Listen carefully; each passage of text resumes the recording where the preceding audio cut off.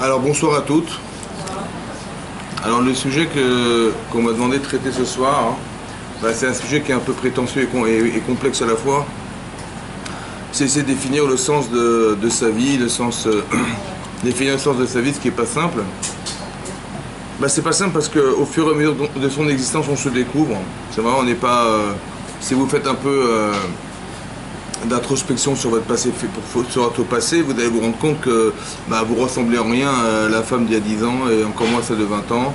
Et dans 30 ans, on n'en sait rien. Qu'est-ce qu'on va devenir, on n'en sait rien. Ça veut dire qu'on est dans une problématique de comprendre et définir en fait qu'est-ce que veut Hachem. Comment on va essayer de définir le sens de nos vies. Alors il faut savoir que le clan Israël s'est composé au départ à partir du Matan Torah. C'est-à-dire qu'on est devenu le peuple juif à partir du don de la Torah. Et là-bas, il est marqué dans les Gemara, dans les Midrashim, qu'il y avait 600 000 personnes, hommes, présents le jour du Matan Torah. Il y avait évidemment des femmes le jour du Matan Torah. Maintenant, la Gemara expliquait que tout le monde était présent. Ça veut dire qu'il ne sait pas qu'on n'était que 600 000 hommes et autant de femmes, j'imagine. Et que voilà, ces gens-là, ils ont eu le privilège de pouvoir assister au Matan Torah. En fait, la Gemara expliquait qu'on était tous présents. Alors comment ça se concrétise, puisqu'on n'était pas forcément là? Alors il faut croire que, en fait, la représentation des gens qui étaient là, c'est de eux dont on descend. Ça veut dire qu'on était présents d'une manière que, effectivement, nos ancêtres étaient présents, et comme nous faisons partie de nos ancêtres, forcément il y a une conscience derrière qui est relative, mais qui est présente, et qui fait qu'on était aussi présents. Il y a comme une mémoire collective qui s'est concentrée. Et on sait qu'il y avait 600 000 hommes, et donc la Gemara expliquait qu'il y a 600 000 façons de comprendre la Torah. Donc il y a 600 000 façons de la comprendre. Et donc ça veut dire que peut-être que dans l'idée profonde derrière, c'est d'expliquer il y a 600 000 façons d'exister, quoi. Vous voyez, chacun a la mesure de ce qu'il est et de ses compétences, il a une façon de vivre. Donc ça veut dire qu'il y avait 600 000 façons de se voir. Et donc l'idée profonde, c'est d'expliquer peut-être que de se définir dans ce cadre-là, on fait partie d'un ensemble. À chacune et chacun de se définir et de savoir se déterminer comme étant le sens de sa vie. Voilà, c'est ce qu'on va essayer de définir ensemble ce soir. Alors, est-ce que c'est simple de le comprendre? Alors, c'est pas forcément simple, je vais vous expliquer pourquoi. Parce qu'il y a une Gemara dans Nida d'Aflamed qui dit là-bas qu'un enfant dans le ventre de sa mère, vous voyez, on lui apprend la Torah. Il est marqué, il a un air d'alouk al rocho. Il a une bougie allumée sur son crâne, c'est-à-dire qu'il est éclairé. Et ça veut dire qu'il est éclairé, c'est-à-dire qu'il est capable de voir depuis la création du monde à la fin des temps. Il a une vision très large et connaissante de toute la création du monde jusqu'à la fin des temps, il voit tout ça. Il apprend la Torah avec un ange. Il est nourri par sa mère, il boit, il mange par sa mère, il respire par sa mère. Voilà. Et voilà ce qui est marqué dans la Gemara. Maintenant, quel privilège il a pu avoir, ce bébé, là, cet embryon, pour avoir le mérite d'apprendre toute la Torah. Oui, de tout savoir, de pouvoir avoir une vision extraordinaire que jamais aucun prophète n'a pu avoir, de voir la création du monde à la fin des temps en la même seconde, et d'avoir aucun problème de parnassa. Voilà, monsieur, il a de sa mère, il se nourrit, il boit, il mange, il n'a pas le souci du lendemain. C'est extraordinaire, mais quel mérite il a pu avoir? Qu'est-ce qu'il a pu faire pour avoir ce mérite? Qu'est-ce qu'elle a pu faire cet embryon dans le ventre de sa mère pour avoir ce mérite extraordinaire d'avoir un ange qui lui apprend toute la Torah? Alors en fait on explique que c'est ça la situation d'un bébé. Bon, à quoi il ressemble ce bébé? À qui ressemble ce bébé? Comment? Non, je parle à qui ressemble dans l'état où il est là. Il apprend toute la Torah tout là, un ange. En fait c'est étonnant, mais la Gemara dans le Sanhedrin elle dit là-bas que Adam Arishon, il a appris la Torah. Il y avait des anges qui lui donnaient à manger, matin au soir. Il avait une vision aussi pareille, les mêmes mots. Ouais, il voyait de la fin des temps, de la création du monde à la fin des temps, les mêmes termes. On a l'impression que cet enfant, en fait c'est qui? C'est Adam Arishon. Mais est-ce qu'on est tous Adam Arishon? Non. Est-ce qu'on est tous Rava? Non plus. C'est ça. Mais ça veut dire quoi alors? Ça veut dire quoi? Qu'est-ce qu'on essaie de nous apprendre là-dedans? Mais dans cette personne-là, cet enfant qui a pris toute la Torah, il est marqué là-bas qu'il y a un ange, il est sauter al-panav, il lui met un coup dans le visage et il oublie tout. Ça veut dire qu'on a tout appris et on a tout oublié. Quel intérêt de nous avoir appris pour l'oublier? Quel intérêt? Hein? Pour l'acquérir. Mais pourquoi faire? Mais on peut l'acquérir sans l'avoir appris. Pourquoi il fallait absolument savoir et oublier ce qu'on a été pour retrouver, pour essayer de se rappeler de ce qu'on a été un jour? Peut-être que ça veut dire autre chose, écoutez-moi bien. Parce qu'Adam a réussi, il a raconté, il faut réparer la faute d'Adam. Donc c'est de sa faute. Bah oui. Mais bien évidemment. Ça veut dire que vous savez quoi? Il y avait des milliards de personnes qui allaient vivre, des milliards. On a tiré au loto et on a pris lui et sa femme. Et allez hop, débrouillez-vous. Et à cause d'eux, maintenant on est dans la gadoue. C'est ça ou pas? Ah, c'est ça. Hein? Vous êtes sûr ou pas? Vous êtes sûr ou pas? Faites comme ça. Vous êtes sûr ou pas? Est-ce que c'est possible qu'on ait on ait fait dépendre toute l'humanité de deux personnes? C'est eux qui ont pris par rapport. J'ai compris, mais est-ce qu'on peut faire dépendre toute... Moi, j'ai rien fait, moi. Qu'est-ce que j'ai à voir ici? Non, vous avez fauté, vous, non? Donc, comment ça fait que vous allez être tributaire des choix d'un homme et d'une femme un jour dans l'histoire? C'est pas possible. Vous comprenez ou pas? Mais c'est pas logique. C'est pas logique. Si vous l'acceptez, tant mieux pour vous, mais bon, c'est un peu compliqué. C'est pas logique. Est-ce qu'on peut être tributaire des fautes des autres? Donc c'est pas logique que nous on soit là à cause d'eux. C'est pas logique. Mais ça veut dire quoi en vérité? C'est comme ça. En fait le choix, où est-ce que vous étiez vous à ce moment-là? Ben, vous étiez dans Chava. Ça va? Où est-ce qu'elle était l'humanité? Où est-ce qu'étaient tous les hommes? Ils étaient dans Adam. Toute l'humanité était dans Adam. Et toute l'humanité féminine était dans Chava. Donc le choix de Adam, c'est le choix de qui? Ben, c'est le choix de l'humanité. Et le choix de Chava, ben, c'est le choix de l'humanité. Ça veut dire que vous avez choisi ou pas? Ben oui. Puisque tout était contenu dans Adam. Tout était contenu dans Adam. Et tout était contenu dans Chava. Toutes les femmes du monde entier, elles étaient dans Chava. C'est comme comme un pépin qui va devenir un arbre. Et après, au bout de 300 ans, il va disparaître cet arbre. Il y a eu combien de millions de pommes qui ont poussé de ces pommiers là? Combien? Des millions! Ils étaient où les pommes? Hein? Ben, c'est un pépin. Ouais, c'est un pépin. C'est pas qu'on cherche des problèmes, hein? Elles étaient dans le pépin. Maintenant, c'est incroyable, elles étaient dans un pépin. Il y avait 300 millions de tonnes de pommes dans un pépin. Où est-ce qu'étaient toutes les femmes du monde entier? Elles étaient dans Chava. Où est-ce qu'étaient tous les hommes du monde entier? Ils étaient dans Adam. Donc le choix de Adam, c'est le choix de qui? Mais de l'humanité. Donc vous étiez dedans ou pas? Mais c'est pour ça que vous êtes venus. Parce que vous avez choisi. Et ce qu'elle a choisi, c'était votre choix aussi personnel. C'est pas le choix d'une femme. C'est le choix de l'humanité que contient cette femme. C'est pas le choix d'un homme. C'est le choix de l'humanité que contenait Adam. Donc pourquoi on est là? Nous, on est là pour récupérer ce qu'on a fait comme erreur un jour étant... On est la molécule de Adam. Il est où cet homme, en fait, à découvrir? Elle est où cette femme à découvrir? Eh bien, c'est la personne embryonnaire. C'est elle qu'on doit découvrir. C'est elle, le Adam Arishon avant la faute. Vous comprenez? La femme avant la faute. C'est cette femme-là qui apprend toute la Torah dans le ventre de sa mère et qui est nourrie par sa mère, qui est, le prototype de la femme exemplaire. Cette femme, elle existe en fait, elle est en vous. Seulement, vous avez oublié d'être. Cette femme, on l'a oublié maintenant. C'est cette femme qu'on doit découvrir, c'est cet homme qu'on doit découvrir. Le but de sa vie, c'est d'arriver à atteindre ce qu'il a été un jour et qu'il a oublié d'être. C'est lui qui doit un jour renaître. Vous comprenez? C'est pour ça qu'il a oublié qui il était. Parce que la personne à découvrir, c'est elle. Voilà. Maintenant, ça c'est l'Akban en Nida. Donc ça veut dire qu'on a chacun un but qui nous est propre.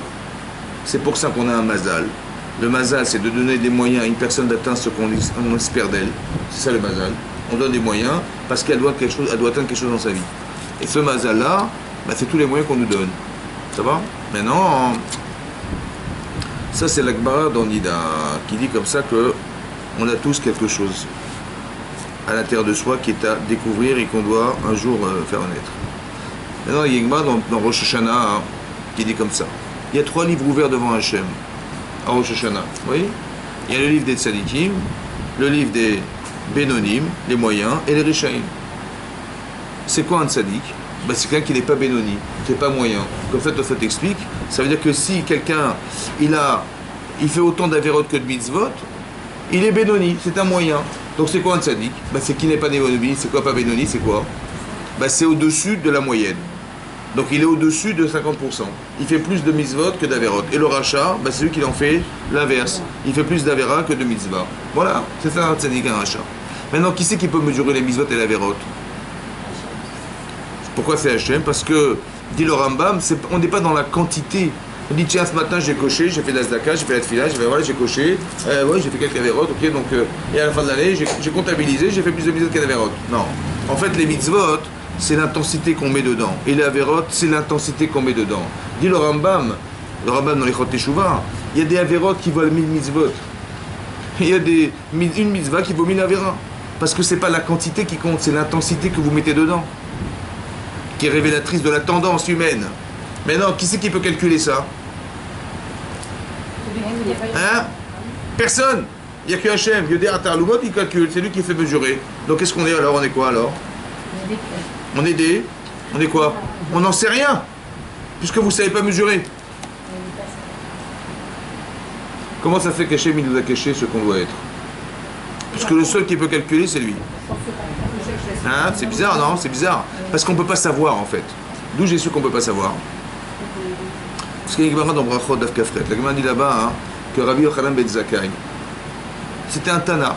À la fin du Beth Amikdash, à la fin du Chorban Beit Sheni, il a vécu, ouais. Et il était mourant. C'était un Talmid Chacham énorme, ouais. Rabbi Yochanan ben Zakkai. Dit la Gemara dans Souka. Vous savez comment il était Talmid Chacham, Rabbi Yochanan ben Zakkai? La Gemara dit dans Souka Daf Kafret, il dit là-bas que Hillel HaZaken, il avait 80 élèves. Hillel HaZaken, il avait 80 élèves. Il y avait 30 parmi eux qui pouvaient recevoir la Shekhina comme Moshe Rabbeinu. Il y en avait 30 qui pouvaient arrêter le soleil comme Yeshua ben Nun. Et il avait 30 moyens, des moyens. Mais la Gemara dit le moins érudit de tous, des 80, c'était Rabbi Yochanan ben Zakkai. Et le moins érudit de tous, il connaissait Mishnah, la Gemara, le langage des démons, le langage des palmiers, le Maaseh Merkava, la Zohar, il connaissait tout, quoi. Le moins érudit, on va dire. Et c'était Rabbi Yochanan ben Zakkai. Et la Gemara a dit sur Rabbi Yochanan ben Zakkai dans Brachot, elle dit là-bas que quand il a vu ses élèves rentrer, il était mourant. Il a commencé à pleurer, dit la Gemara. Et ses élèves, ils étaient embêtés. Ils disaient, mais qu'est-ce qui se passe? Parce que vous pleurez, qu'est-ce qui se passe? Il a dit, j'ai deux chemins devant moi.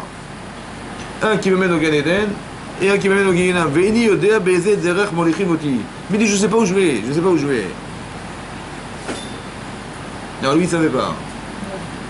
Alors, il ne sait pas. C'est à quoi il hésitait, il ne savait pas. Ça veut dire quoi? Hein? Ça veut dire qu'on ne sait pas. Ça veut dire que vous ne savez pas. Ça veut dire que peut-être que moi, je dis, Rabbi Yochanan ben Zakkai, il est au-dessus de la moyenne quand même. Il est largement au-dessus de la moyenne. Et il ne sait pas. Ça veut dire quoi? Ça veut dire qu'on ne saura jamais quel niveau d'exigence Hachem il a de nous. Jusqu'à quand? Jusqu'à la fin de nos vies. Ça veut dire qu'on ne peut pas prétendre et dire, je sais ce que je dois faire dans ma vie, je sais ce que... Alors comment ça marche? Quelle définition on va faire de soi pour être capable de penser qu'on peut définir le sens de sa vie? Puisque même Rabbi Yochanan ben Zakkai, à la fin de sa vie, il ne savait pas. Il hésitait, il ne savait pas vraiment où est-ce qu'il allait.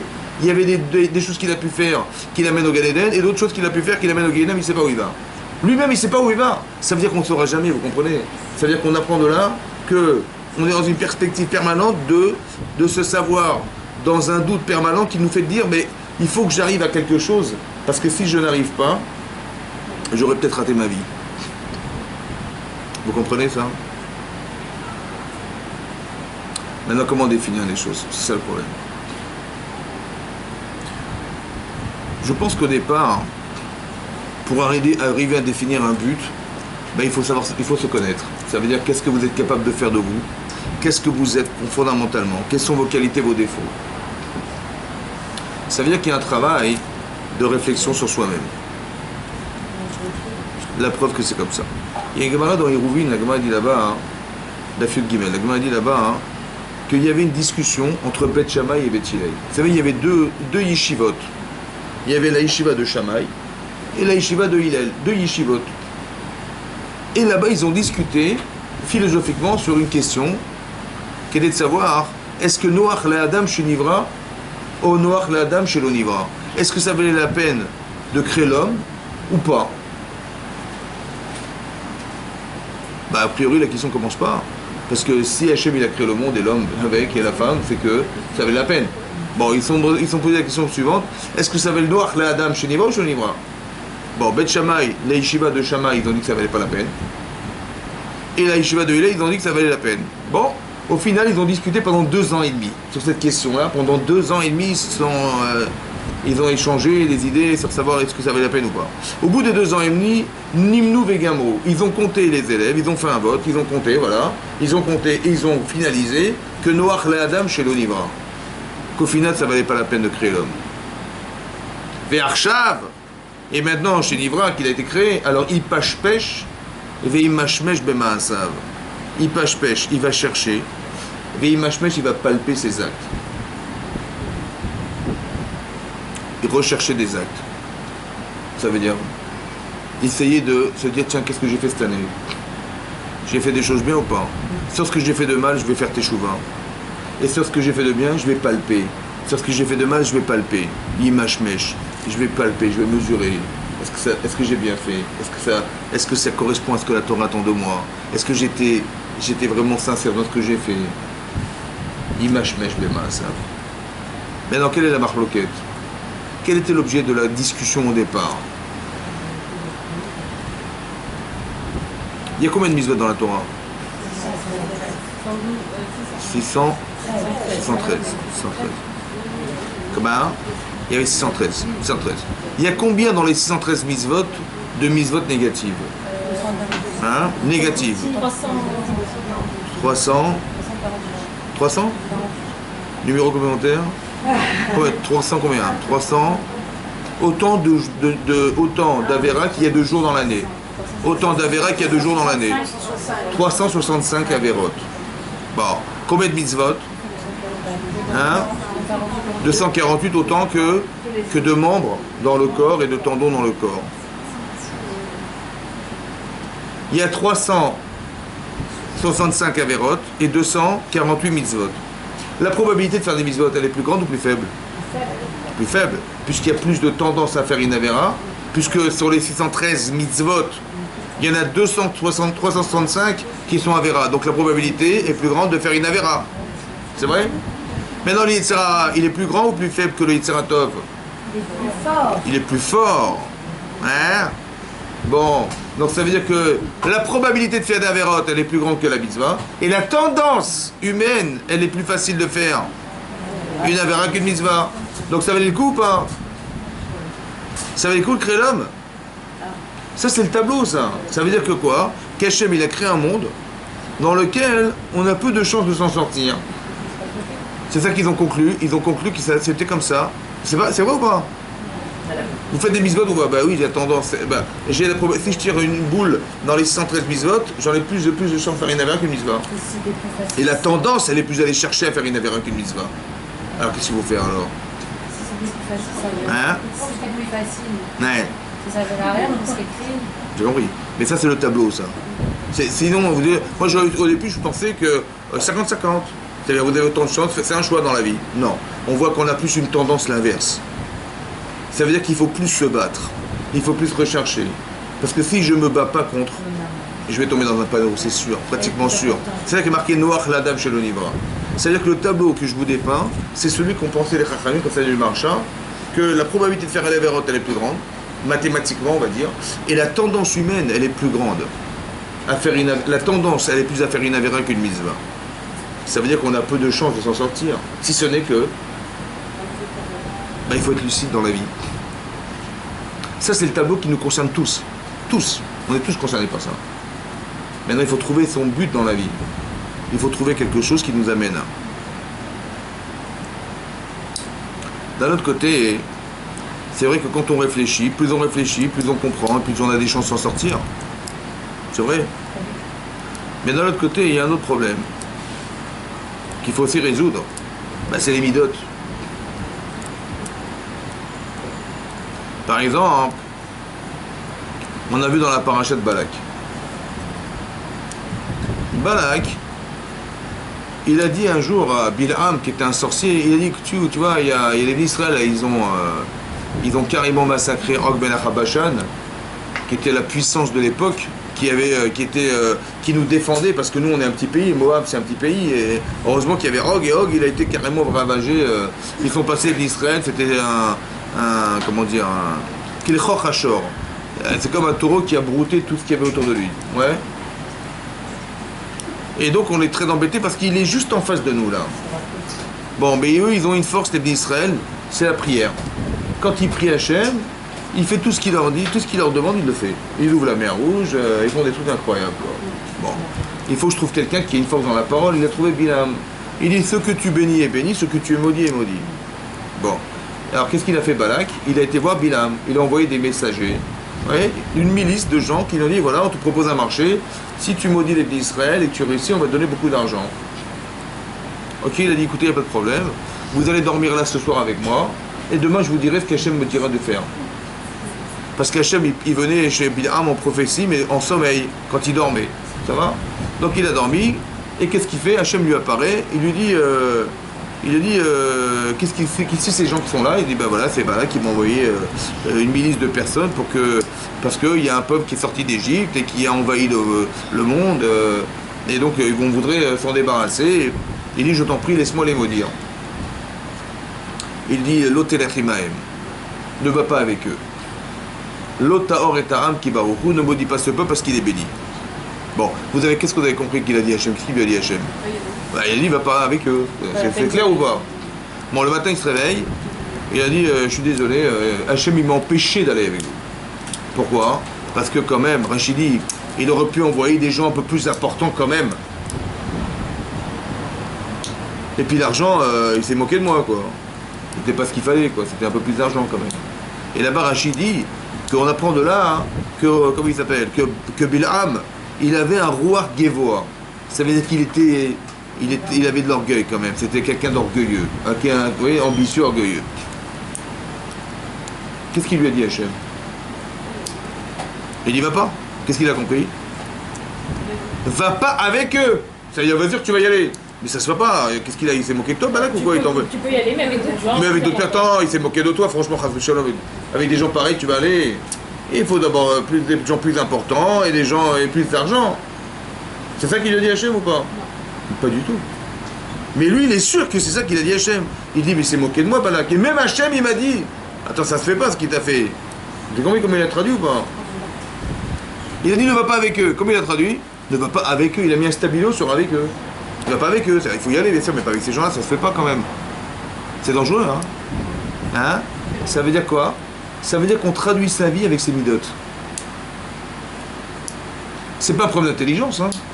Parce que Bilam, il est très très intelligent, il sait exactement calculer l'instant où Hachem se met en colère. Ça veut dire qu'il est un mathématicien hors pair. L'aucun Israël qui est Moshe Hod. Il ne se tiendra pas en Israël comme Moshe Rabbeinu. Non, il fallait dire, il ne se tiendra pas dans le monde comme Moshe Rabbeinu. Il n'y aura jamais un homme aussi prophète que Moshe Rabbeinu dans le monde. Non, il y a marqué Israël. La Gemara dit là-bas hein, que Israël, dans le Midrash Rabbah, c'est marqué, il n'y aura pas en Israël. Mais il y aura parmi les peuples, il y en aura un. C'est qui? Bilam. Ça veut dire qu'il était exceptionnel, cet homme. Et quand même, regardez comment il réfléchit. T'avais peur, hein? Ça veut dire qu'est-ce que vous avez appris de là? Hein? Ça veut dire que l'intelligence, elle est subordonnée à ce que vous êtes. Si on est orgueilleux, eh ben on réfléchit à orgueil. Et si on est orgueilleux, c'est qu'on pense qu'à soi. Et quand on pense qu'à soi, les mêmes mots, on peut les traduire dans son intérêt personnel. Si on est bête, on va dire, bah oui, Dieu m'a dit de pas y aller, j'y vais pas. Et si on est intelligente ou intelligent, on va dire, mais tu te rends compte de ce qu'il a fait, Bilam, il n'a pas honte. Franchement. Hein. Même Hachem, il m'a dit, il va pas avec eux. Heureusement qu'il m'a dit, Hachem, va pas avec eux. C'est la folie, quoi. Ça veut dire qu'on voit de là hein, que c'est pas simple de traduire la réalité. Comme par exemple, c'est marqué, il y a une barre Sanhedrin qui dit que Yerovam ben Nevat, c'était un roi d'Israël qui était un grand Amitracham, très grand Amitracham. Seulement, hein, il était rachat. C'était un rachat et carrément il a mis des avodazara, des idoles dans le Beth Amikdash. Et là-bas, Hachem, il lui vient en rêve, il dit Chazor Becha, fais teshuva, Ve'ani, Ve'ata ou Ben Ishai, moi, toi et le Mashiach, on va se promener au Gan Eden. Ça veut dire qu'il avait un niveau Mashiach, je sais pas si vous vous rendez compte. Il a dit on va au Gan Eden, on va être tous les trois. Ça va, ça te plaît ou pas? Il a dit Mi Baroche, c'est qui le premier? Il voulait entendre encore. C'est qui le premier? Tu as dit moi et le Mashiach. C'est qui le premier? Il a dit Ben David. Ça m'intéresse pas. L'Obaï. J'ai pas envie. Vous imaginez ou pas? Ça veut dire qu'il avait tellement... Au début, Hachem lui a dit, bah toi et le Mashiach. Et il a dit, mais c'est qui le premier? Il a dit, mais Mashiach. Pourquoi il a changé Hachem? Pourquoi il a changé? Hein? Parce que quelqu'un qui cherche le kavod il s'en va de lui. Vous avez compris ou pas? Ça veut dire qu'il a dit, mais qui le premier? Ça veut dire qu'il a renoncé au Olam Haba parce qu'il n'a pas réécouté qu'il était le premier.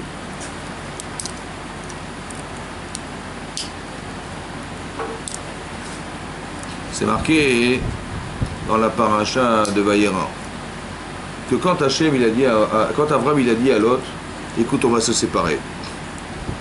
Il paraît de mais Alaï. Oui. Il a dit, c'est par toi. Si tu vas à droite, j'irai à gauche.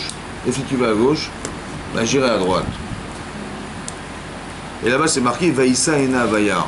Il a levé les yeux, Lot, et il a vu le Kikar Yarden. Il a vu la contrée du Jourdain, qui était verdoyante, ruisselante, il y avait des rivières, des machins. Il a vu ça, il a dit, bah, c'est là-bas que je vais. Malgré que cet endroit du monde, c'était Sédom. C'est quoi Sédom? Ben, Sédom, c'est la pire des villes. Qu'est-ce que c'est Sédom aujourd'hui? C'est quoi Sédom aujourd'hui? Hein, la mer morte. Qu'est-ce qui peut vivre dans la mer morte? Il n'y a rien, ni végétation, ni poisson, ni rien. Ça veut dire qu'ils étaient tellement chataim lachem meod, tellement des rishaïm, que même la terre, elle ne les supportait plus. D'accord? Maintenant, comment c'est possible? Ben que l'autre, il ait fait ce choix. Attendez, pourquoi il est parti avec Abraham, ils ont quitté leur pays, la maison où ils sont nés, ils ont quitté, comment vous dire, leur lieu de naissance, et Abraham, il est parti, et l'autre, il l'a suivi. Et quand ils vont se séparer, il l'a suivi parce que l'autre, il retrouvait dans Abraham des qualités exceptionnelles, de chesed, oui. Mais comment ça se fait que quand ils ont dû se séparer à la croisée des chemins, l'autre, il a fait le choix contraire de ce qu'il avait choisi au départ. Au début, il a choisi de suivre Abraham, qui est le chesed d'Abraham, et là, il va dans un endroit qui est l'anti-chesed. Ça veut dire que si on invite des gens chez soi, on est condamné à mort. Comment c'est possible? Vaïssa Ena Vayar. Il a levé les yeux, il a vu. Ça veut dire quoi, ça? Maintenant, je vous pose une autre question. Abraham, il doit se séparer de l'autre. Depuis quand Abraham, il va décider d'aller à l'inverse de ce que va lui dire l'autre? Bizarre, non? Il dit, où tu vas? À droite, je dirai à gauche. À gauche, je dirai à droite. Mais qui se donne savoir où tu vas, moi? Chacun fait sa route, non? Hein? Qu'est-ce que la Torah voulait nous apprendre? C'est bizarre. Hein? Comment? Ah ben sépare-toi à 300 km à droite. Tu vas où à droite? On ira tous les deux à droite, mais on va se séparer 300 km, 2000 km à droite. Pourquoi il va faire le contraire de l'autre? Pourquoi? Et depuis quand sa destination personnelle dépend du choix de l'autre? Mais non, va où tu veux, j'irai. Non? C'est quoi cette histoire? Pour montrer que la vérité, le vrai, le faux. Pour montrer quoi? Qu'Abraham est dans le bien et que l'autre n'est pas dans le bien. C'est-à-dire que c'est pas en fonction de la... Mais d'où il va savoir le bien, Abraham? Parce qu'il sait que... Vous savez quoi? Moi, je pensais que c'est Abraham, il a dit plutôt que l'autre ne pouvait plus rien faire, malgré qu'il a sauvé. Très bien. Et qu'il ne pouvait plus rien faire, donc voilà. Oui, ça c'est pourquoi il se sépare. Mais pourquoi il fait le choix inversé de l'autre? Pourquoi? Pour vraiment se séparer. Ben oui, bon. Mais c'est bizarre. Si on n'avait rien marqué dans la Torah, vous auriez dit, bon, ben ils sont quittés. Qu'est-ce qu'on apprend du fait que la Torah ait dit, qu'il a dit à l'autre, où tu vas? Qu'est-ce qu'on apprend de là? Vous avez compris? Qu'est-ce qu'on apprend? Alors écoutez-moi bien, peut-être qu'on apprend comme ça. Les gens qui sont tordus dans leur vie, dans leur tête, vous leur demandez, mais qu'est-ce qu'il faut faire? Ils vont dire, il faut faire ça. Il dit, bah écoute, c'est juste l'inverse qu'il faut faire. Tu as compris ou pas? Où tu vas? Dis-moi où tu vas. À droite, il faut aller à gauche. C'est comme ça. Quand on est tordu, ouais, il va vous dire un truc, mais c'est exactement l'inverse qu'il faut faire. C'est ça qui est marqué dans la Torah. Où tu vas? À droite, il faut aller à gauche. Tu vas à gauche, il faut aller à droite, c'est sûr. D'où je sais? Parce que c'est pas choute. Il a levé les yeux, il a vu le Kikar Yarden. Il a vu que c'était magnifique. Je dis, c'est super, t'as raison, va kiffer là-bas, t'as raison. Mais pourquoi tu vas perdre ta vie là-bas? Tu vas devenir un rachat, mais qu'est-ce que tu crois tout seul que tu vas faire dans une ville pareille? Bien compris ou pas? Ça veut dire que de faire des choix dans sa vie, c'est pas simple. Ça dépend de nos midotes. Mais simplement parce qu'il a vu, il a dit c'est là-bas que je veux aller. Ça veut dire qu'il a rendu tributaire sa vie religieuse à cause que c'était joli à voir. C'est un truc de malade. Mais ça c'est quoi ça? C'est des midotes ça. Où tu articules les choses dans ta vie.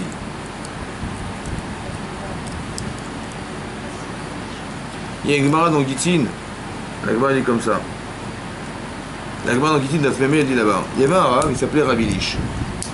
Ouais. Rabbi Lish était un rave.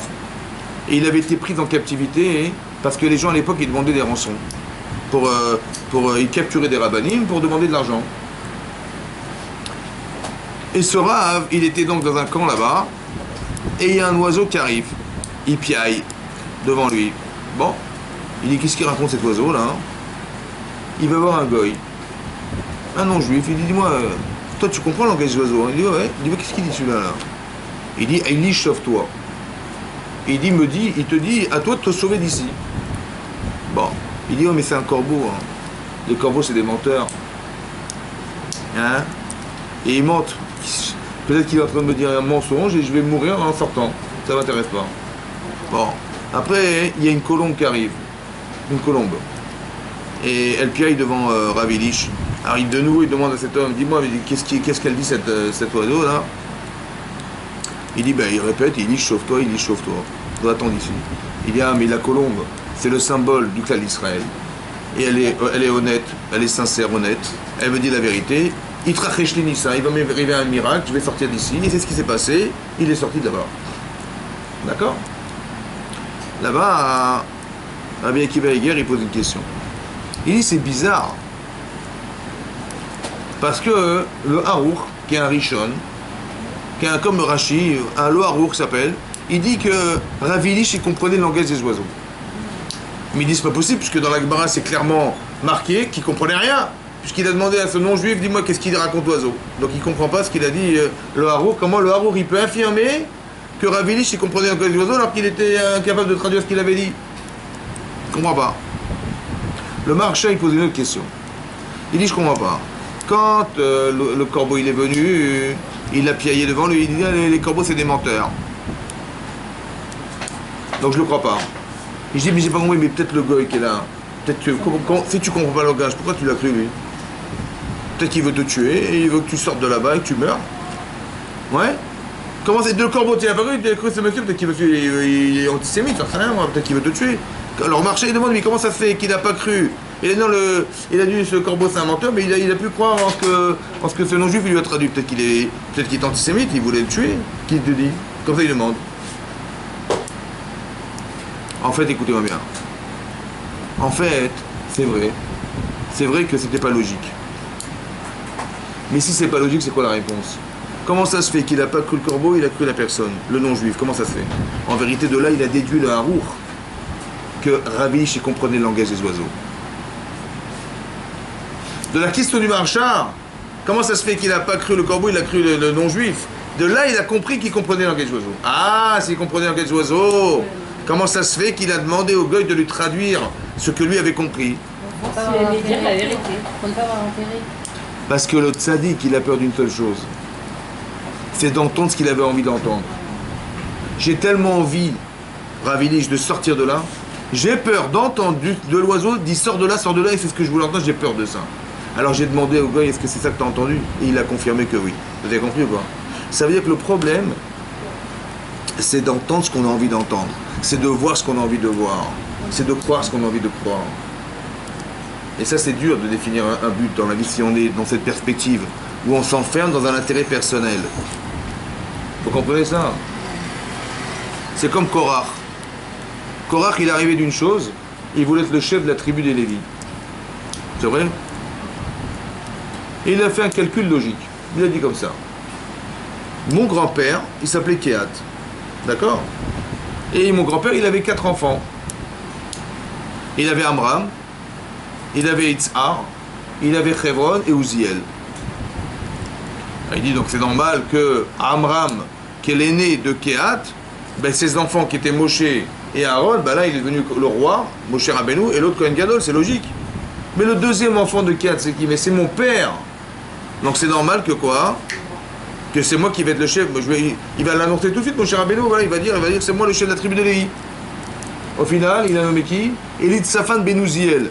Il a nommé l'enfant du 4e enfant de Kéhat. Il dit mais c'est pas normal. Et là il s'est rebellé contre Moshe Rabbeinu et il a dit t'es un imposteur, t'es un menteur. Il a réussi à influencer des centaines de chefs de tribunaux contre Moshe Rabbeinu. Exceptionnel. Comment ça se fait qu'il a cru qu'on devenait chef de tribu par filiation famille, par filiation? Ça veut dire papa, mon grand-père, il avait 4 enfants et mon père c'est le 2e, donc c'est normal, c'est moi. C'est ça, oui ou non? Hachem, Moshe dit mais c'est pas du tout ça. Hachem, il rapproche les gens qui sont Kedoshim. Ça veut dire on ne regarde pas la filiation, on regarde les compétences. Tu es Kadosh, tu mérites. Tu n'es pas Kadosh, tu ne mérites pas. Mais lui, il n'a pas pensé comme ça, il a pensé filiation. Ça va ou pas?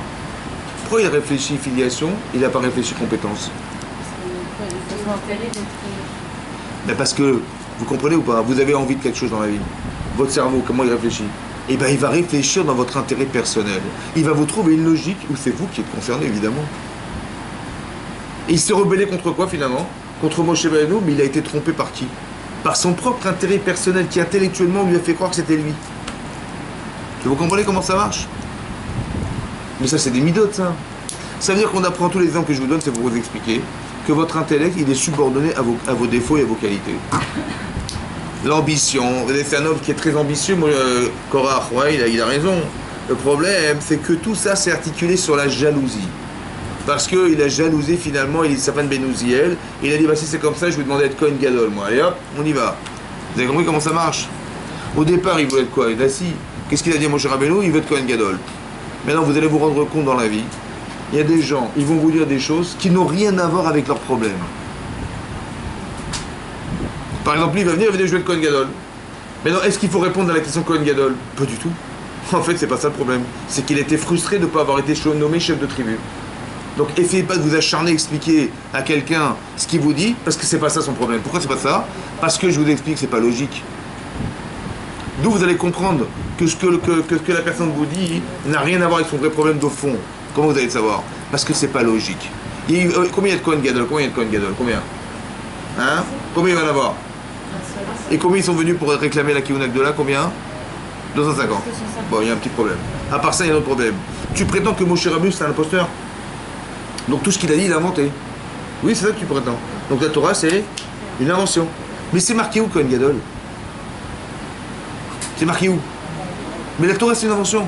Comment tu vas réclamer quelque chose que tu penses être inventé? Vous avez compris? Donc c'est complètement incohérent. Dans l'incohérence, tu vas comprendre qu'en vérité, les gens deviennent incohérents souvent parce qu'ils sont frustrés. Les gens qui ont eu des contradictions émotionnelles très fortes, ils te disent n'importe quoi. Regardez, demandez à votre mari, vous allez comprendre. Voilà. Ça veut dire que la frustration personnelle, elle engendre des choses pareilles. Et vous avez compris qu'en vérité, le problème, c'est pas ça. C'est pas Kohen Gadol. Donc vous allez l'interroger, vous allez vous rendre compte que c'était autre chose. Un jour il va vous avouer, ah bah je suis pas content parce que tu as nommé je sais pas qui, je sais pas quoi, et c'est pas normal, et faites moi, qui t'a dit que c'était lié à... Et vous allez rentrer dans la logique de la personne, vous allez comprendre que ça n'avait rien à voir. Ça veut dire qu'on peut se donner des buts dans sa vie. On peut croire que le sens de sa vie c'est ça. Et Korach, il va donner jusqu'à mourir, il va croire qu'il a raison. Parce que quand il va lui dire, bah écoute c'est simple, soit tu es Kohen Gadol, t'as raison, Chazak ou Baruch, soit la terre elle va s'ouvrir sous toi et tu vas mourir. Bon, quand c'est comme ça en général, vous savez, quand on dit bah, c'est où tu deviens, où tu cherches le kavod, où tu vas mourir, en général on dit bah écoute, on peut blaguer, ça va, on peut rigoler, ça va, on peut rigoler, c'est pas grave, hein, excuse-moi, mais. Et là qu'est-ce qu'il a dit? Il a dit non, non, je suis d'accord, c'est moi Kohen Gadol. C'est-à-dire qu'il était sûr à 100% que Moshe s'était trompé. C'est incroyable. Hein. Ça veut dire, vous avez compris ce que je veux dire, c'est pas. Donc encore une fois, c'est des midotes. C'est-à-dire qu'on a un but dans la vie, il faut juste savoir qu'est-ce qui articule votre besoin. Qu'est-ce qui est à l'origine de ce que vous avez envie? Et quand vous voyez que l'origine, elle n'est pas claire, ça veut dire pas clair, ça veut dire, dans ce cas-là, ben, c'est le kavod, l'autre c'est la jalousie, l'autre je sais pas quoi, ouais. J'ai envie d'être ça parce que, mais pourquoi? Ben, parce que j'en ai marre de subir je sais pas quoi, d'être ça assujetti aux autres, et en vérité c'est pas un but. C'est simplement un but qui est tronqué. C'est qui a envie en fait? C'est vous ou c'est l'Yetzirah? Et c'est ça le problème. Et vous allez vous rendre compte que Korach, il est embrigadé dans un désir qui n'est pas articulé par son désir personnel. C'est pas ça qu'Hachem y voulait. C'est sûr et certain. Parce que est-ce qu'on peut désirer quelque chose qui est l'objet d'une Avera? Non. Donc c'est pas Hachem, c'est qui? C'est Yetzer. D'accord? Dessus on apprend que si l'origine de son conflit, c'est parce que finalement il n'a pas réussi à atteindre ce qu'il espérait, parce que monsieur, il a jalousé finalement Elisabeth Benouziel, c'est que ce qu'il désirait c'était faux. C'est comme ça que je le sais. Mais comment on peut savoir ça? Il faut apprendre la Torah. Il faut étudier la Torah pour se rendre compte des mécanismes, de la manière dont de fonctionner les êtres humains, de voir comment Hachem il fonctionne aussi, et de voir comment il se comporte. Oui. Et de là, on va comprendre des mécanismes qui vont nous permettre à nous de voir à la lumière de la Torah qu'est-ce qu'on peut envisager d'être. Vous comprenez? Parce que je ne sais jamais si c'est juste ou c'est faux. Est-ce que c'est juste ce que je pense ou c'est faux ce que je pense? Est-ce que, vous avez compris? Est-ce que quand vous désirez quelque chose, vous avez envie d'atteindre quelque chose dans votre vie, quel est le sens de ma vie? Comment je vais le savoir, moi? Vous avez compris ou pas? Parce que peut-être que ce que je désire, c'est parce que Hachem il attend de moi. Ça veut dire qu'au départ, on doit être ambitieuse, mais il faut savoir qu'est-ce qui pousse à être. Et c'est ça qu'il faut déterminer. C'est les midotes, en fait. Vous allez vous rendre compte que tout est tributaire de la façon dont vous avez de lire, de voir. Et c'est possible que même vous êtes certaine que c'est ça, et en vérité, au fond, c'est pas vous qui décidez, c'est votre désir qui est articulé par Yetzer qui vous fait croire. C'est comme on est sûr que Moshe Rabbeinu, il est mort. Mais attendez, on n'est pas fou. Qu'est-ce que vous croyez qu'il ait pu devenir pendant 40 jours sans être descendu du mont Sinaï? Et il n'est toujours pas arrivé. Il est forcément mort. Qui c'est qui leur a fait croire? Quand, je sais pas moi, comment il s'appelle, Yosef, il est arrivé, qu'on allait tous se prosterner à lui. Voilà, les 12 frères, tous autour, les 11 frères se prosternent à lui.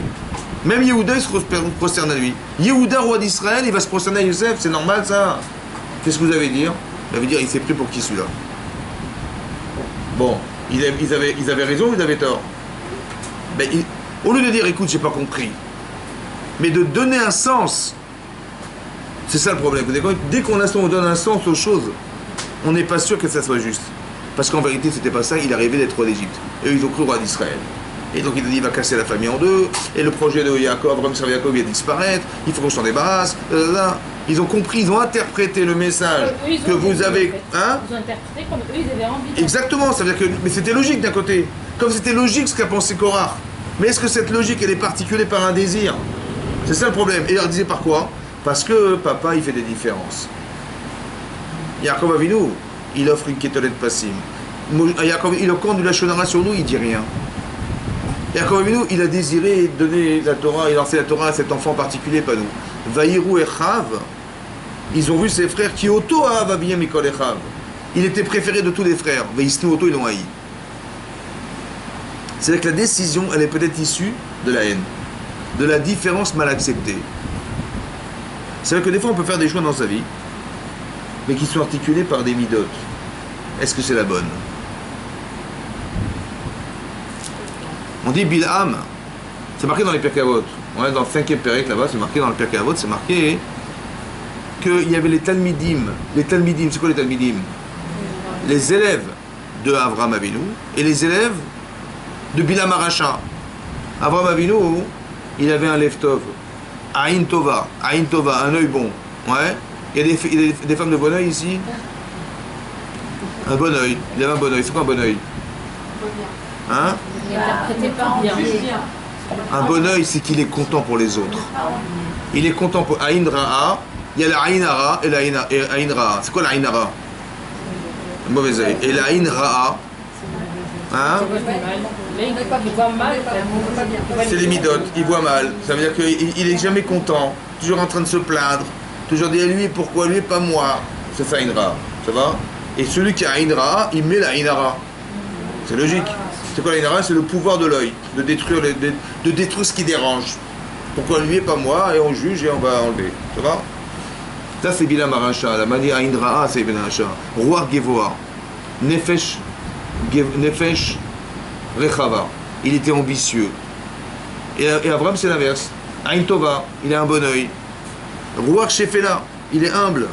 Ça va? Mais c'est quoi Talmidim? Pourquoi il y a marqué Talmidim? Au lieu de nous dire dans la Pirkei Avot, il y avait deux personnages. Il y avait Avraham Avinu et il y avait, comment il s'appelle? Bilam Aracha. Voilà ce que disait, voilà ce qui était Bilam, caractère, et voilà ce qui était Avraham Avinu. Pourquoi on a dit les élèves? Pourquoi les élèves? Hein? Ça veut dire qu'il avait une école. Ça veut dire qu'il y avait 2 écoles. Ça veut dire qu'il disait Bilam à ses élèves, vous savez quoi? Il faut être ambitieux dans la vie. Et quelqu'un qui vous met des bâtons de roue, il faut le détruire. C'est qui les meilleurs? C'est vous! La jalousie, ça va vous servir. Ça va être un moteur extraordinaire pour pouvoir être les meilleurs. Ça, c'est une école, ça. Et l'autre, c'est l'inverse. Tu ne peux rien être sans les autres.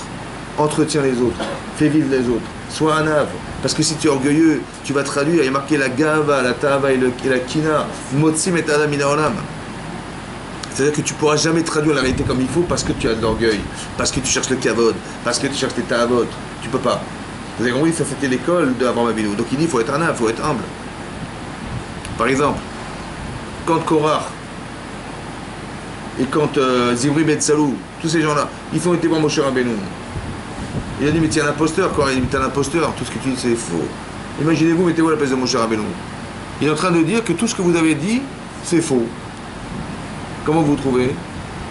Vous avez envie de lui mettre une tréha ou pas? Korach, Zivri Ben Salou, il dit, dis-moi, mon cher Rabbeinu, je peux épouser la fille de Midian ou pas, la princesse? Il ne me dit pas non, t'as épousé la fille de Yitro, de Midian. Bon, il y a marqué Veipol Alpanav, il est tombé sur le visage. Rachid là-bas, il dit comme ça. Il dit, quand il y a eu Korach, il a dit, quand les Israël, ils ont fait le veau d'or, je ne sais pas ce que vous auriez dit, vous. Ils ont fait le veau d'or, vous auriez dit quoi, Hachem? Il fallait trouver des arguments pour arriver à leur faire pardonner la faute du veau d'or.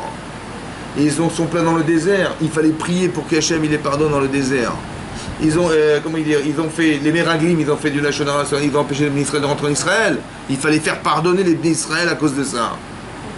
Maintenant, lui, il vient, il dit que je suis un imposteur. Qu'est-ce que je vais dire à Hachem? Et il avait les bas pendant, il ne sait pas quoi dire. Ça veut dire qu'il est en train, écoutez-moi bien, hein. L'autre, il est en train de se moquer de lui. Et lui dit, mais qu'est-ce que je vais dire à Hachem pour lui sauver sa vie? Vous avez compris? Il faut avoir des midot tovot. Il va y pas la panav. Il dit mais qu'est-ce que je vais dire à Hachem pour lui sauver sa vie, c'est là le pauvre. Au lieu de dire mais qu'est-ce qu'il fout là? Vous avez compris ou pas? Anav. Ça veut dire que quand on a de l'humilité, on peut faire des choix dans la vie. Lesquels? Des choix objectifs. On n'est pas vexé de ce qui nous arrive parce qu'au lieu de dire mais qu'est-ce qu'il me raconte? On lui dit mais le pauvre. Comment il est tombé si bas le pauvre? Vous avez compris la Hanava? La Hanava, l'humilité, c'est être capable de se dédoubler. En fait, il ne me parle pas à moi parce que ce qu'il dit n'a aucun sens n'a aucun rapport avec ce que je suis. Mais le pauvre, vous avez compris? Ça veut dire que pour juger objectivement, il faut avoir des bidotes. Hanava. Il faut être Shafel Rouar. Parce que ça permet quoi la Hanava? L'humilité, ça permet de vous dédoubler. Parce que quand vous faites teshuva, qu'est-ce que vous dites? Ben, vous dites, mais comment j'ai pu faire ça? Et je regrette d'avoir fait ça. Mais à qui vous parlez? Hein? À vous-même, à vous-même. Dis mais comment j'ai pu faire ça? À qui vous parlez? À vous-même. Mais c'est qui? Mais comment pouvez-vous être cinglé? Vous parlez toute seule? Hein? Mais non, ça veut dire que je me vois faire. Mais comment tu arrives à te voir? Quelqu'un qui vous fait un reproche, quelqu'un qui vous dit mais comment tu as osé faire ça? Mais de quoi je me mêle? Et là-bas occupe-toi de tes oignons. Ou bien occupe-toi de toi et quand tu seras de Sadeket, tu me feras des reproches. C'est dur de entendre des reproches, mais on est capable de s'en faire soi-même. Mais comment c'est possible? Parce qu'on est capable de se voir. Là, je ne peux pas me voir. Quand elle me dit ça, elle dit non, elle parle, je ne sais pas qui elle parle, c'est pas moi, c'est pas possible. C'est être capable d'être double. Mais comment on peut être double? Elle fait la hanava. Je suis capable d'entendre de moi que. Je suis capable de me voir. Je dis mais comment j'ai osé faire ça? Comment j'ose me voir? Et je me remets en cause. Il faut des midotes. Non? Ben oui, forcément. Quelqu'un orgueilleuse ou orgueilleux, il peut pas, c'est impossible. Parce qu'il fait un avec lui-même. Donc il dit, mais de quoi tu parles là? Et oui, il y a un problème. Mais il faut être capable d'être deux.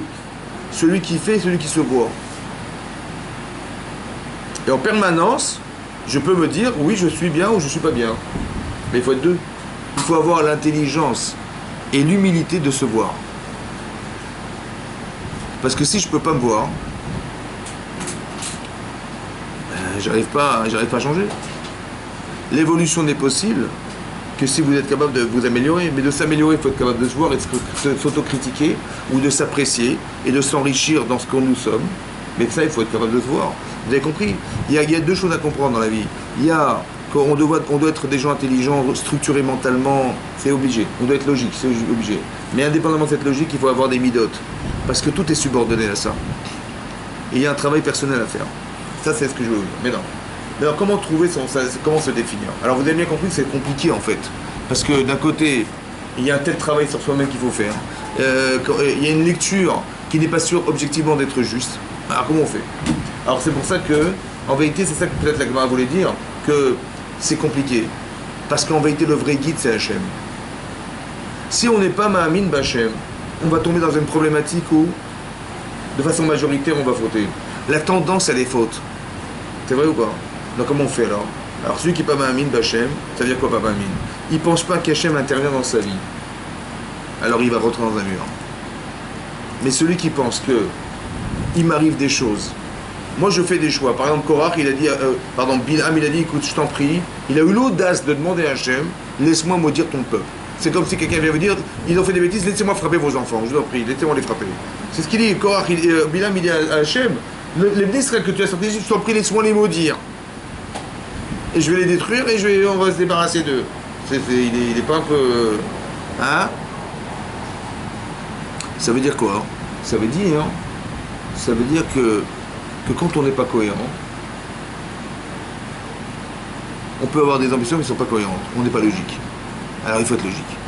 Ça veut dire qu'il faut demander des choses cohérentes. Mais à part ça, il faut savoir qu'après qu'il ait demandé ça, Hachem ne va pas avec eux. Il n'a pas compris Bilham.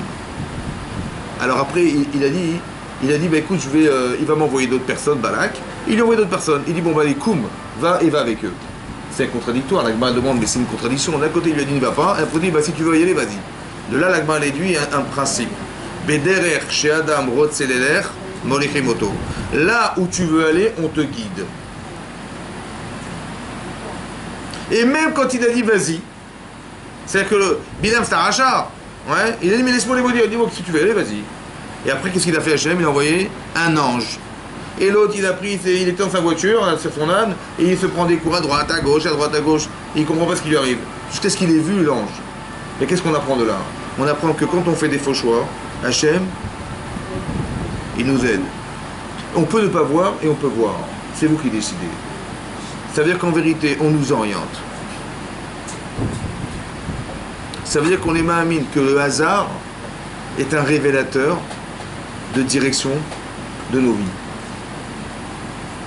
Des fois c'est facile, des fois c'est compliqué, des fois c'est heureux, des fois c'est douloureux. Mais c'est une orientation positive. Positive. Positive. C'est-à-dire je dis, mais dans une voie il m'arrive des trucs, je ne comprends pas ce qui m'arrive. Positive. Quand on dit Gamzou les Tova, c'est Gamzou, c'est quoi? Hein? Même quoi? Même quoi? Hein? Même ce qui me fait mal.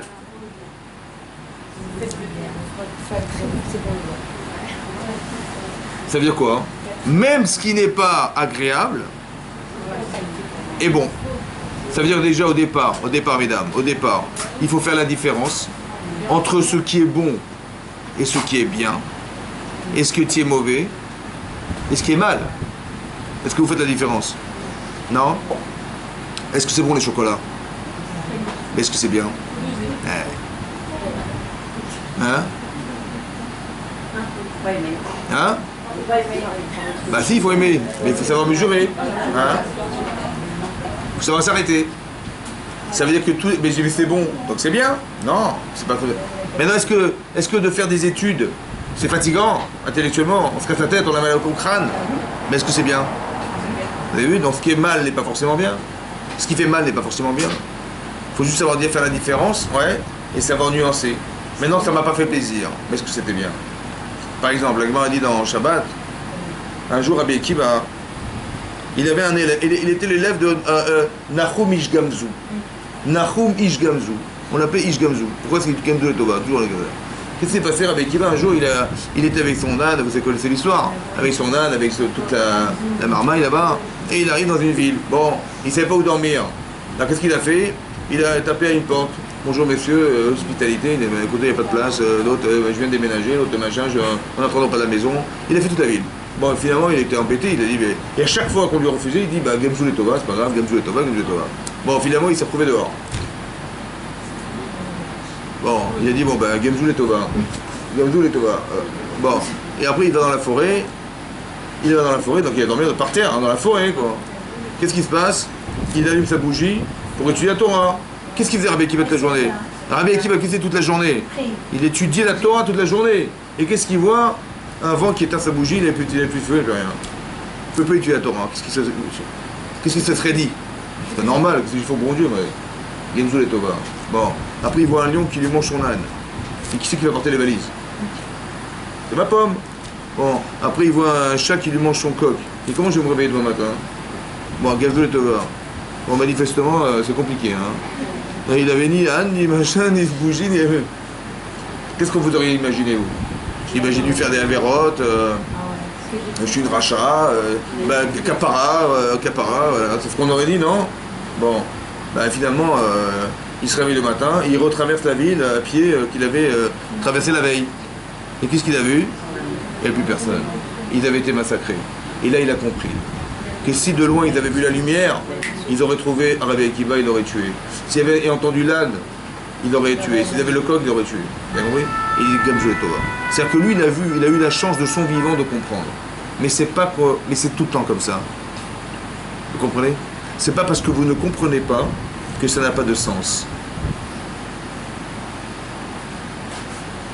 Ça veut dire que des fois, que même la souffrance, elle peut être correctrice parce qu'elle vous donne la mesure de ce que vous êtes, de ce que vous pouvez faire comme choix. Par exemple, un exemple très simple. Avraham Avinu, on lui demande de quitter ses parents. Lech lecha me'artsecha, quitte ton pays, du jour au lendemain, quitte l'endroit où tu es né et quitte la maison de tes parents. C'est facile ou pas? C'est une souffrance. Bon, maintenant, quelques temps plus tard, l'autre il dit, ça t'intéresse pas, on va à Sdom. Bon, lui il peut faire ce choix, mais vous pouvez faire ce choix. Après, je dis à l'autre, je n'ai pas compris, mais attends, j'ai quand même pas quitté mes parents pour aller à Sodome. Oui, non. Donc cette souffrance, elle vous a permis de faire un choix cohérent que lui ne peut pas faire, parce que lui, il n'a pas quitté ses parents. Il a suivi Abraham Avinu. Vous avez compris la différence? Est-ce que cette souffrance, elle a formé Abraham? Évidemment. Elle a formé Abraham, mais pas l'autre. Et l'autre, il vendait de la cam. La camelote. Mais c'est ça le problème, vous avez compris ou pas? Ça veut dire que le problème, c'est que des fois, je vis des choses dans ma vie, et je crois que c'est un problème. Et je me rends pas compte qu'Hachem, il est en train de me former à faire des choix. Ça veut dire qu'on est guidé par Hachem. Par exemple, comment il s'appelle? Les frères de Yosef, ils ont décidé de vendre Yosef. Ils l'ont vendu combien de fois? Ils l'ont vendu une fois. Il a été vendu à des Ishmaélim, à des Midianim, à des Baba. Il a été vendu 4 fois. À des vendeurs d'esclaves. Et finalement, il s'est retrouvé où? Mais c'est là qu'il devait être ou pas? Évidemment. Donc qui c'est qui l'a amené là-bas? Mais est-ce qu'il en savait quelque chose, lui? Ça veut dire qu'on a orienté sa vie. Vous comprenez ou pas? Laissez-vous guider. Ça veut dire que je ne sais pas exactement ce que je dois faire. Mais j'espère que Hachem, il me mette dans des conditions, par hasard, qui correspondent à ce que j'attends, à ce qu'Hachem il attend de moi. Ça veut dire qu'il faut comprendre une chose, c'est qu'on ne peut pas forcément définir le sens de sa vie. C'est vrai ou pas? Mais Hachem, il sait ce qu'on doit être. Nous, ce qu'on demande à Hachem, c'est de nous laisser le temps d'étudier la Torah, de développer notre Yirat Shamayim, de travailler nos midot, et en fonction de ce que nous sommes, les compétences que nous sommes, Hachem, il nous oriente dans nos vies, dans des directions qui sont le but de notre vie. Par exemple, vous allez vous rendre compte que, comment elle s'appelle, que Rachel, elle va voir son mari. Oui.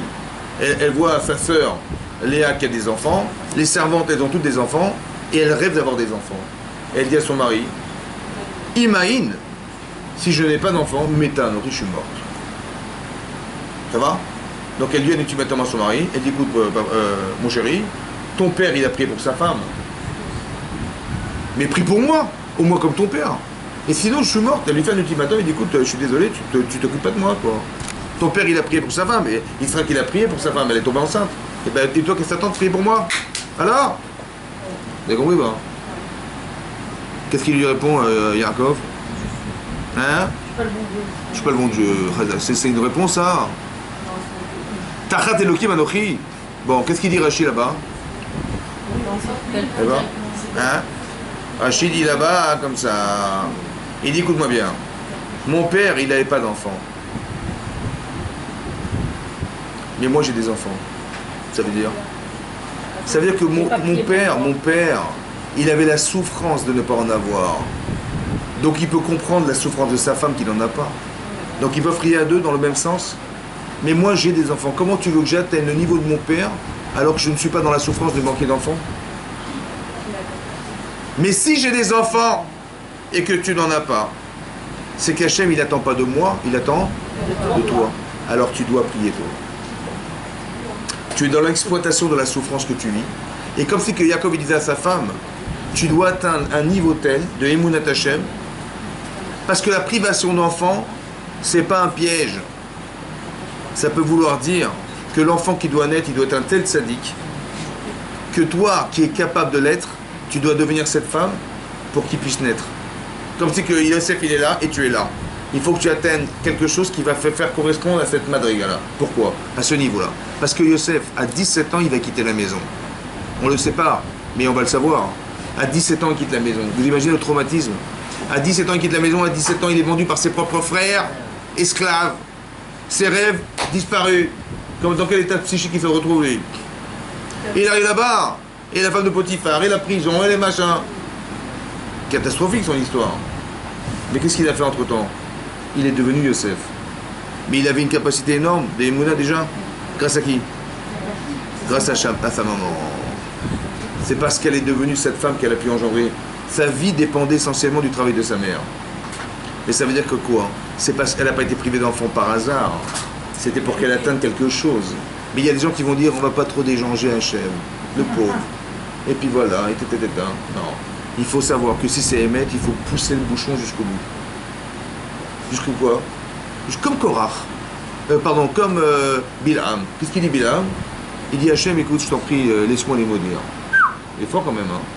Mais si déjà la chutzpah qu'il a eue dans le mal, il a pu l'atteindre malgré tout, alors nous dans le bien, hein.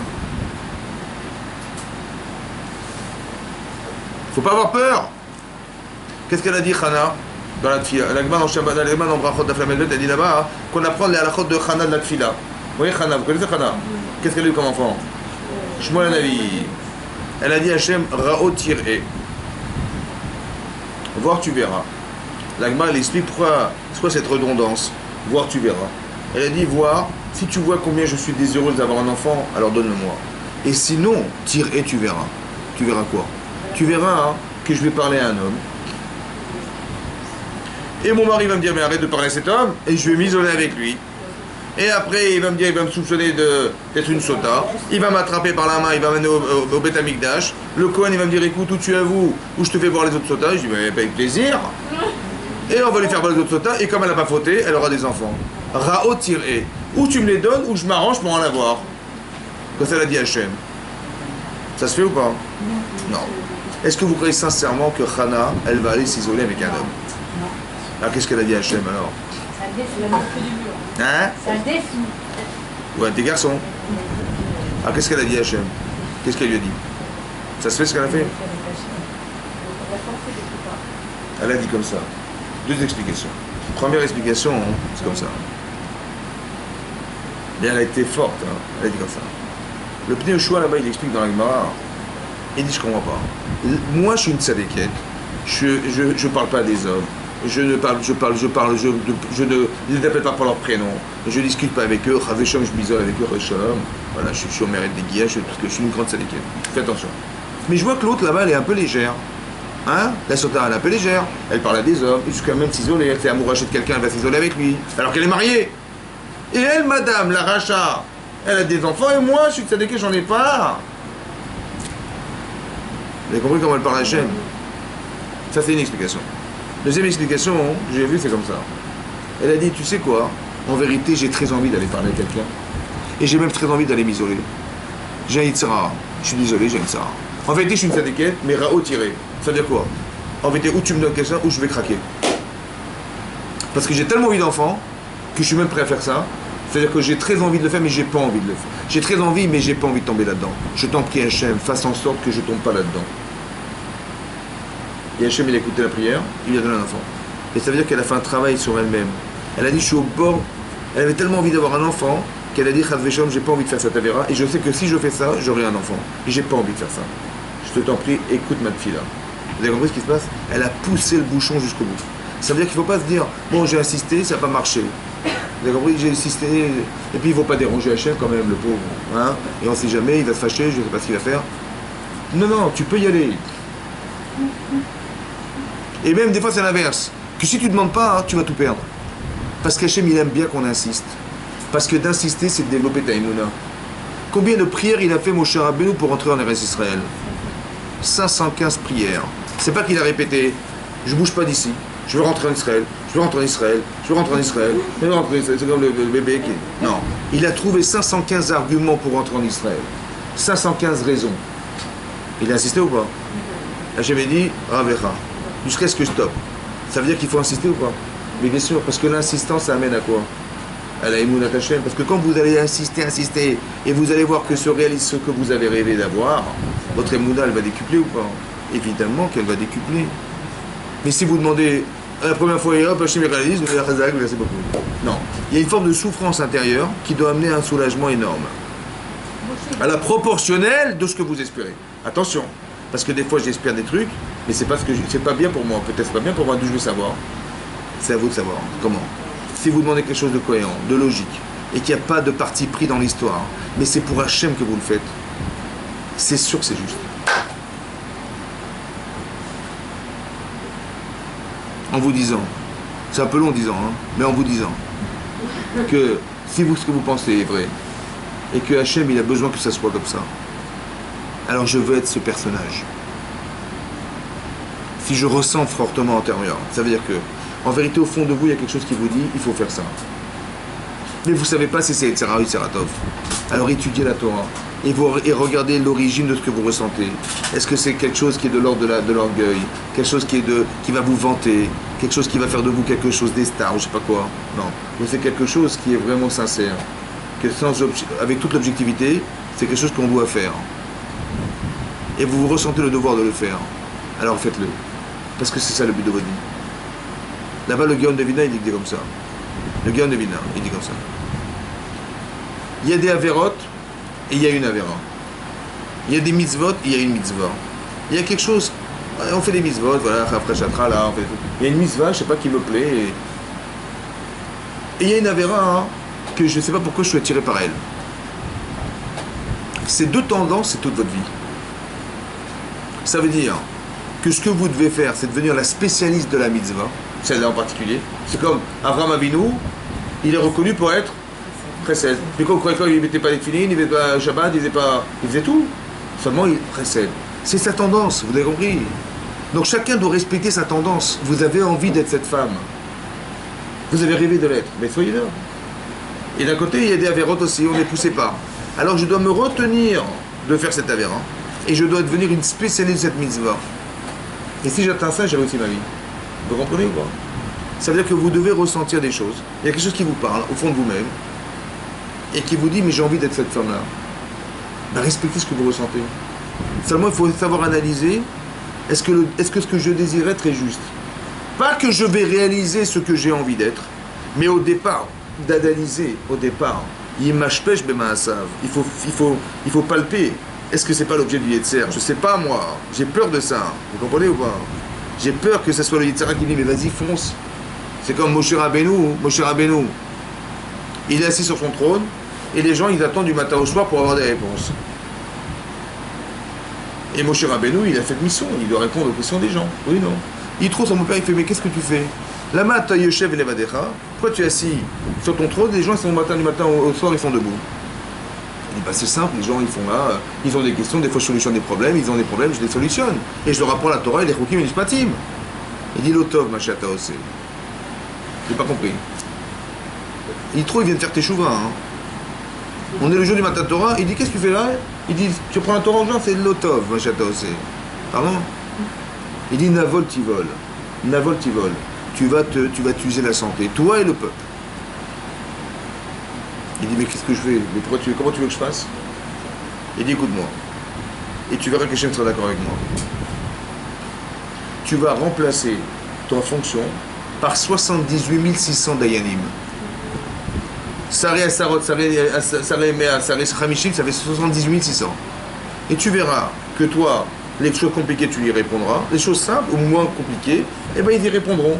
Un, on va gagner que tu vas garder ta santé. Et deux, qu'il n'y aura pas les queues. Les gens, ils vont traverser la rue, il y a un dayan, ils vont répondre à la question qu'ils ont besoin. C'est quoi l'otov? Ça veut dire quoi l'otov? Ça veut dire que c'est lié de Serara. Vous avez compris quoi? Toi, tu croyais qu'il fallait que tu sois l'homme de la situation. Et toi, tu croyais qu'Hachem t'a dit de répondre à tout. Mais t'as pas compris un truc. C'est que tu vas te rendre fou là-dedans. Tu vas devenir malade. Et qui c'est que... Le Sarah dit, mais vas-y, réponds aux questions, vas-y, mais donne-toi. Il y a des queues, mais c'est pas grave, mais c'est normal, qu'est-ce que tu veux faire? T'es le seul médecin dans la ville. Eh ben, ils vont faire la queue, c'est normal, t'es le seul rave ici qui va faire la queue. Vous avez compris ou pas? C'est l'Yitzhara, ça. Il lui dit trop, mais l'otov, ma chère Taosé. C'est-à-dire qu'il était sûr de faire bien. Et on a besoin de toi. Et ta santé va disparaître, tu vas dépérir. Vous avez compris ou pas? Des fois, on fait des choix, mais c'est des choix organisés par l'Yitzhara. Et on croit que c'est nous, et on croit que c'est bien. Des fois, l'Yitzhara, il vient avec des péotes. Il dit, mais vas-y, fonce, mais donne ta vie là-dedans, mais fonce. Il va s'user la santé, alors que c'est pas ça qu'il fallait faire. En vérité, qu'est-ce qu'on apprend de là? On apprend de là comme ça. Quand vous désirez quelque chose, avant d'envisager de le faire, il faut réfléchir et se dire, est-ce que ce que je désire est juste? Est-ce que ce que j'ai envie est juste? Donnez-vous le devoir de réfléchir. Ça veut dire que votre cerveau, il ne sert pas simplement à réaliser ce que vous désirez, mais il sert aussi à analyser ce que vous désirez. Analyse ce que tu désires. Est-ce que c'est juste ou c'est faux? Réfléchis. Ça va? Et quand tu réfléchis à ce que tu désires, tu vas te rendre compte, est-ce que c'est vrai? Ou si tu ne sais pas faire, demande. Tiens, voilà. Ou alors tu fais quoi? Tu sais ce que tu fais? Tu fais théorique. Tu dis, Madame X, elle a envie de faire un truc Y. Et il y a Z et W qui sont là. Est-ce que c'est cohérent? Neutre. Vous avez compris pas? Quand c'est neutre, c'est pas moi. Quand c'est pas moi, ben, je peux voir objectivement. Et quand c'est moi, mais j'ai tellement envie que j'arrive pas à voir. Je vois pas les problèmes. Parce que j'ai envie, vous comprenez ou pas? C'est comme l'autre, il voit là-bas, il dit, mais il n'y a pas de problème. Mais tu vas se dire, mais il n'y a pas de problème, on va faire les ban tchouva. Tout seul. Pas possible, vous comprenez ou pas? Mais il n'arrive pas à voir. Parce qu'il est tellement happé par le désir d'être là-bas, qu'il ne voit plus les inconvénients. J'ai pas envie de rentrer là-dedans. Comment je fais alors? Ben, j'analyse. Je dis, mais est-ce que ça vaut le coup? C'est ça que dit Rachid là-bas dans la Gemara dans Hérovine. On fait le pour et le contre. Tu vas mesurer l'intérêt que tu as de faire la mitzvah et ce que tu perds à faire la Havera. Ou qu'est-ce que tu gagnes à ne pas faire? Et qu'est-ce que tu gagnes à faire? Vous avez compris ou pas? Mesurer le pour et le contre. Et là, vous allez vous rendre compte que vous allez beaucoup affiner vos vies. Et vous allez sûrement pénétrer dans un monde qui semble être le vôtre. Et quand on s'est trompé, ne vous inquiétez pas, Hachem il vous oriente. Ça veut dire qu'il faut aussi avoir la émouna, de savoir décrypter ce qui m'arrive. Et dire si ça m'arrive comme ça, c'est qu'il y a un souci. Alors je réfléchis, ou je demande. Et je dis, tiens, qu'est-ce que ça veut dire? Vous avez compris ou pas? Parce que le hasard, c'est Hachem. Et vous allez vous rendre compte que l'orientation de vos vies, elle s'est faite par hasard. Le travail, votre mari, les enfants, les trucs. C'est des hasards. J'ai rencontré quelqu'un, je trouve du travail. Par hasard. Mais le hasard, c'était Hachem. Vous avez compris quoi? C'est pour ça qu'il faut être capable d'avoir un but dans la vie, mais de le laisser m'orienter et me diriger. Parce que je ne suis jamais certaine de faire le bon choix. Alors je prie Hachem qu'il me permette d'atteindre ce que je dois être et de lui laisser le droit de m'aider à m'orienter. Parce qu'on ne sait jamais. On ne sait pas. Vous comprenez? C'est ça que je vais vous expliquer. Rabbi Hamed Zakai, à la fin de sa vie, il dit, je ne sais pas où je vais. On ne sait pas où on va. Seulement, on est ma'amina qu'on a un but dans la vie. Que quand on est né, dans le ventre de notre mère, on avait quelque chose qui était de l'ordre de la Torah. Cette Torah, il faut l'utiliser. Ça veut dire qu'on ne pourra jamais être la femme sans la Torah. Il faut étudier la Torah, il faut savoir. Parce qu'on n'a pas appris la Torah pour rien. Il faut retrouver la femme oubliée à travers la Torah. La Emunat Hashem, c'est pas la Emunat d'Hashem, c'est la Emunat Torah Hashem. Il y a des gens, ils font des iloulotes, ils allument des bougies, des machins, Rabbi Shimon Bar Yochai, la Parnassa et tout ça, et Shabbat, et bien il faut fermer la boutique. Comment ça, il faut fermer la boutique? Et j'ai pris Rabbi Shimon Bar Yochai, Shabbat, il faut gagner. Et quel jour on va gagner l'argent? Quel jour? Non, c'est pas Emunat Hashem, c'est Emunat Torah d'Hashem. Il faut être Mamin B'Hashem, mais la Torah d'Hashem. Il faut respecter Hachem, il faut respecter sa Torah. C'est ça la Emunah. Vous avez compris? C'est pas la Emunah Hachem, Emunah la Torah d'Hachem. Et quand on a Yirat Shamayim, on fait attention à bien faire les mitzvot comme il faut. Oui, on est pointilleux sur les mitzvot, on fait attention, j'ai peur de mal faire, ou je dis, on sait jamais, il y a plusieurs opinions, ben je vais faire attention de faire la plus, comme ça je suis sûr de bien faire. Dans cet esprit-là, on ne peut pas se tromper, vous comprenez?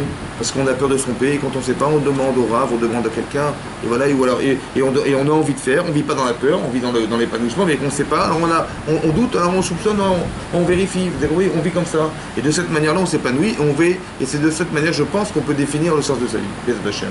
Chazak ou Baruch. Comment? C'est pas facile, ouais. Parce qu'on ne sait jamais, c'est ça le problème. Il faut avoir l'humilité de se dire que c'est Hachem qui nous aide. Non, il nous aide. C'est vous qui avez décidé, mais il nous aide.